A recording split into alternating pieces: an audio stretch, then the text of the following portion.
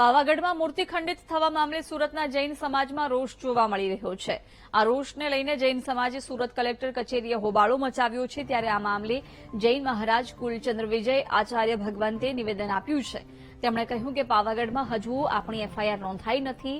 જૈન સમાજ અહિંસક છે, નપુંસક નથી। ખંડિત પ્રતિમાઓને પુનઃ સ્થાપનની વાત કોઈ કાળે સ્વીકાર્ય નથી। આપણે લઘુમતીમાં છીએ અને સરકાર આપણા રક્ષણ માટે બંધાયેલી છે, જેથી આપણે અઠવાડિયા સુધી ન્યાય ન મળે તો પણ આપણે અહીં બેસવાનું છે। હજુ સુધી પાવાગઢ પોલીસ સ્ટેશન ઉપર આપની એફઆઈઆર લેવાઈ નથી, નોંધ થઈ નથી।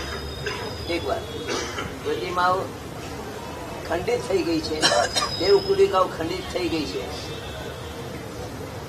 એ ખંડિત પ્રતિમાઓને લાવીને ખંડિત એવી દેવકુલિકાઓમાં બેસાડવા માટે એ લોકો પ્રયત્ન ચાલુ છે। એનો કોઈ મતલબ નથી તમારું કોઈ જૂતો લગાડીને પછી તમારી માફી માંગવા જોઈએ। આ બધી આ ચેષ્ટાઓ, આ બધું કેવું છે, ખૂબ ગંભીરતાથી ભવિષ્યમાં પાલિતાણાનો લગભગ વર્ષોથી આ ચાલે છે, જેને લગભગ 1.5 કે 2 વર્ષની જેલ મળી હતી। લગભગ 1.5 મહિનામાં છૂટો થઈ ગયો।